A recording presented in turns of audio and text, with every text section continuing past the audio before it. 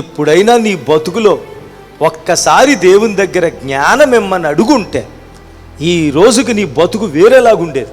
వాక్యం చెబుతుంది, జ్ఞానవంతురాలు తన ఇంటిని వ్యాపారం ఇమ్మని అడిగా వ్యాపారం నడవడం లేదు. కారణం ఏంటో తెలుసా? వ్యాపారం ఇమ్మన్నావే కానీ వ్యాపారం చేసే జ్ఞానం ఇమ్మనలేదు. ఉద్యోగం ఇమ్మన్నావే కానీ ఉద్యోగంలో నడుచుకునే జ్ఞానం ఇమ్మనలేదు.